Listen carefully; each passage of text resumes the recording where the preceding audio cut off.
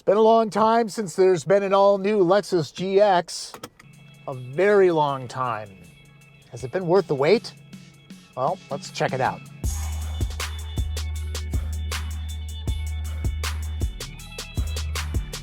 There's no doubt when off-road purists think of powerful, capable body-on-frame SUVs, it's Lexus that comes to mind first. Okay, that's not true, but the GX 460 took on the tough stuff for years. Think Toyota's 4Runner dressed for the annual stockholders meeting. Looks like 2024's dividend is a big one. The GX, now the 550, has been re-engineered from the ground up. It starts with an all-new architecture with a fully boxed frame and new squared-off sheet metal that could also be described as fully boxed. A reminder of what it used to look like. The first generation launched back in 2002, that was the GX 470. Our second gen was back in 2009 with the 460. And of course, this is the iconic Lexus off-roader, and this third generation has been long awaited, so we're so excited that you're all here to experience it today. At a Lexus event held in Tucson, Arizona, automotive writers from around the country drove the 550 on and off-road. I'll touch on the off-road ability in this video, but I'm producing a separate, more in-depth piece. This one concentrates on the pavement life. Lexus sees the BMW X7, Land Rover Defender 110, and Mercedes GLE as competition. Those are unibody. The GX is body-on-frame. The second generation GX has been attacking trailheads and roaming shopping mall parking lots for well over a dozen years now. So Gen 3 is a welcome arrival. It's about 5 inches longer now, wheelbase stretched by 2.3 inches, and it's based on the same architecture as the Toyota Tundra pickup. So the foundation is very strong. There are 6 different models to choose from, something for everyone. As long as you're upper middle class, a base premium model starts at $64,250. I chose one step up from basic, a premium plus model in Nightfall Mica that retails for around 70 grand as tested. Rolling on 20 inches, full-time 4-wheel drive is standard. There's 4 high and low, plus a Torsen limited slip locking center differential. I see premium plus as the sweet spot. This is durable synthetic cowhide that's heated and vented. For the real stuff and a massage feature, move up to the luxury model an extra 8 grand. Premium and luxury GXs seat up to 7, depending on the second row. I'll go over that later, but for now, I'll tell you that I shot this with a very wide-angle lens. Go with new off-road oriented Overtrail and Overtrail Plus models, and seating stops at 5. Lexus assumes these owners want to carry kit, not kids. Ditching row 3 brings this space to 45.6 cubic feet. That's an extra 5 cubes. Ground clearance has been increased. So the 550 premium and luxury units will achieve 8.7 inches of ground clearance, and our Overtrail will achieve 8.9 inches. The approach angle is 26 degrees on all models, and then the departure angle is 21 on premium and luxury and 22 on Overtrail. The toughest engineering challenge involved the front. And so there was a lot of challenges in creating this very short overhang on the front. And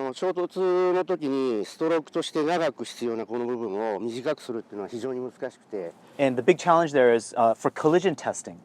We have to make sure and ensure that there's enough stroke during impact. So that's the very challenging part. The V8 has been 86'd. Until the hybrid powertrain arrives, all GXs get their motivation from a twin-turbocharged 3.4-liter V6. It pumps out 349 horsepower and 479 pound-feet of torque. That's an additional 48 and 150, respectively. Always good, though it has bulked up by 300 pounds or so. The 460 maxed out at 6,500 pounds when towing. This Premium Plus model can tug just over 9,000.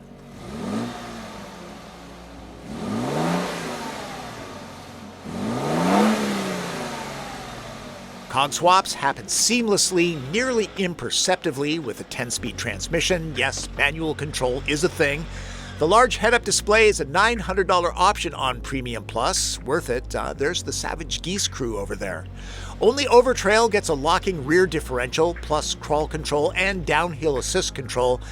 I think most owners will do just fine with these drive modes.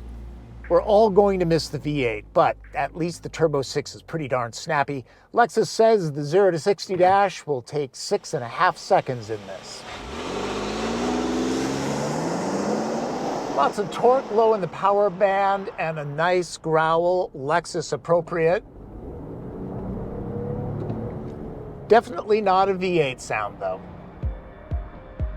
The bones of the outgoing GX and a sophomore in college share a similar birth year, so it's no surprise the new GAF structure, shared with Tacoma and Big Brother LX, feels significantly stronger with less chassis quiver over bumps and potholes. The front suspension is double wishbone, the rear is 4-link with coil spring. There's less bounding, it's more buttoned down now. Driving dynamics? Well, this is very refined, very comfortable. It's a Lexus after all, but it's also a body-on-frame truck, so it's not going to be driving like a car. If you want more of that SUV crossover type of dynamic, then Lexus will be very happy to sell you a TX.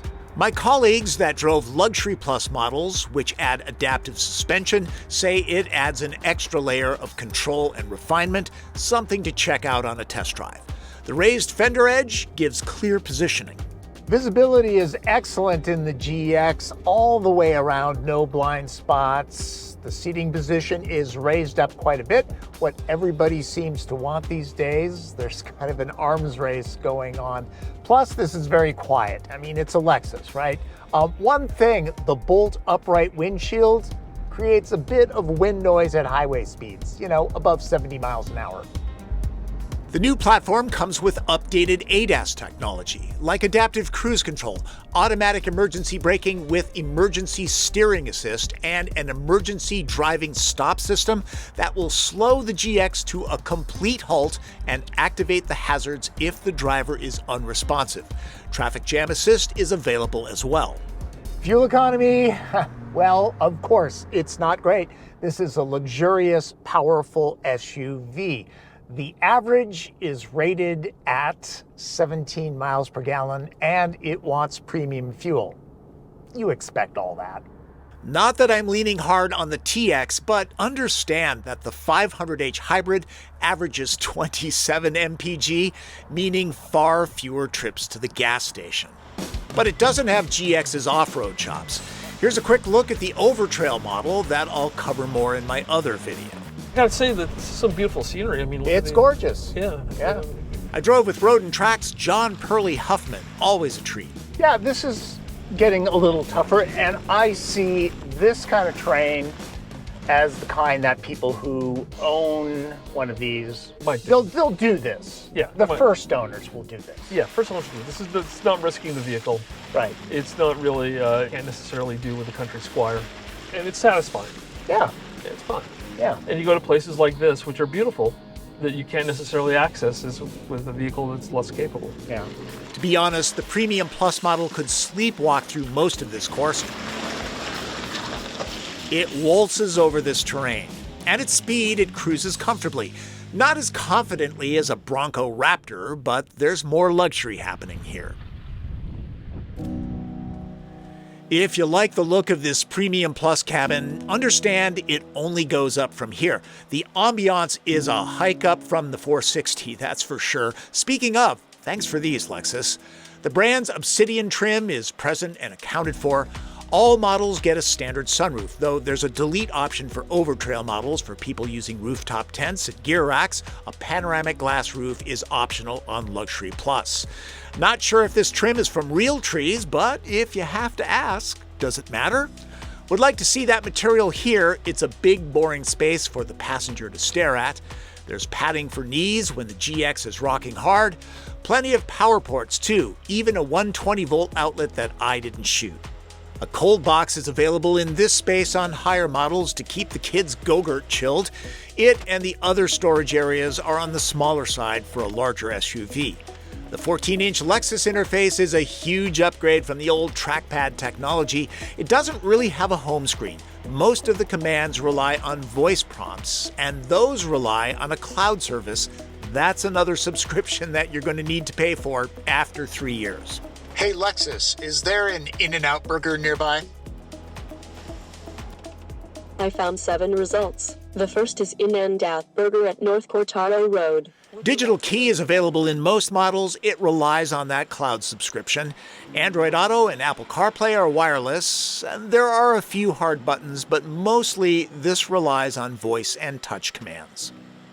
Moving to row 2, there's a good amount of space for adults here, even 3 across. Captain's chairs are available on this Premium Plus and both luxury GX models.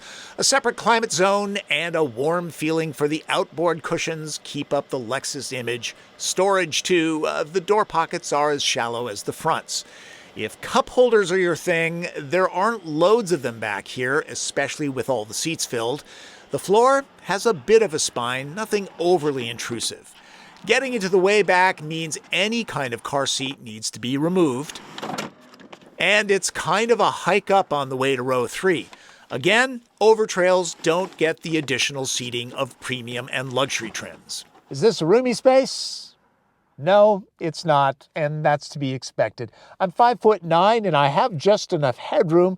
Knee, leg, and foot room, though, those are kind of cramped.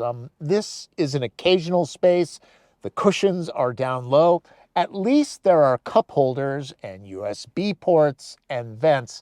Honestly, you're going to want to keep it to 2 kids back here. Viewed in profile, GX looks an awful lot like the reborn Toyota Land Cruiser or Prado in other markets.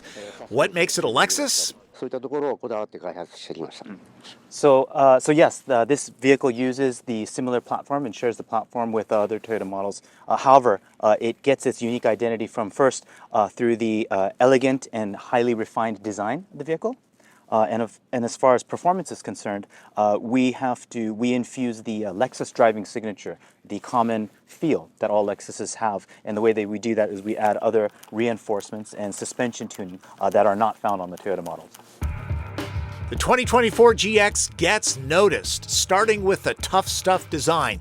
It's a huge departure.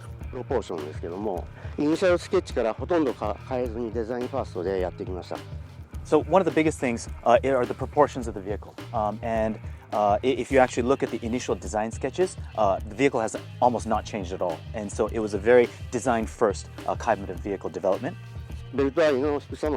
So, some of the points such as the flared fender flares, the pulled back and vertical windshield, as well as the lower belt line on the side, these are all essences of a true off-roader, and that's what we incorporated into the design. Notice that the spindle grille is de-emphasized. Sorry, Darth Vader, your look may have run its course. Here's something I like. This is very handy when the cargo area is full and opening up the back would cause everything to fall out. You can just reach in and grab things. There's a kick to open tailgate option. Remember, the old GX had a side swinging door. I love liftgates because I live in the Pacific Northwest. We use these as big metal umbrellas. There's space for a hat and gloves under here, that's about it.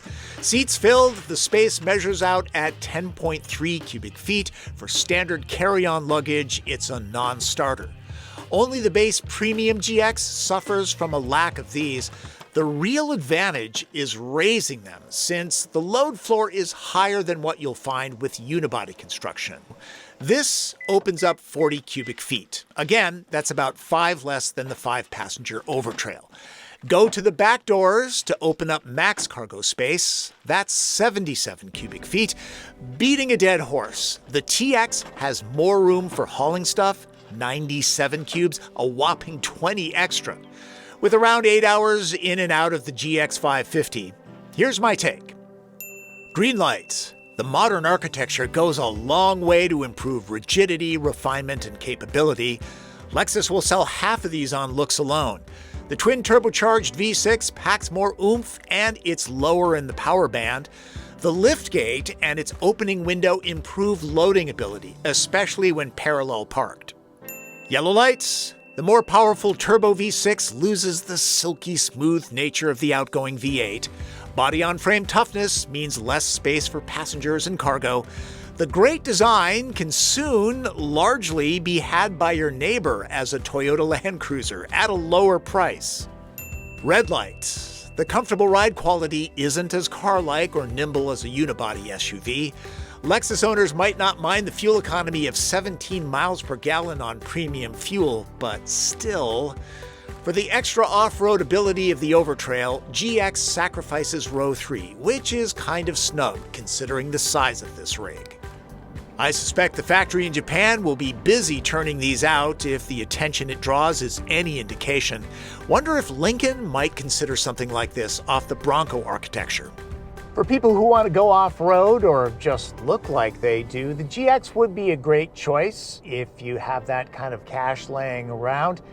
It's refined, it's capable, tows a lot, and it'll get you anywhere. You know, if all you need is room and all-wheel drive, maybe look at the TX, test drive them both, buy the one that works for you. The GX is large and in charge, exactly what wealthy buyers are looking for. And now it has the kind of sophistication that people expect from a body-on-frame Lexus.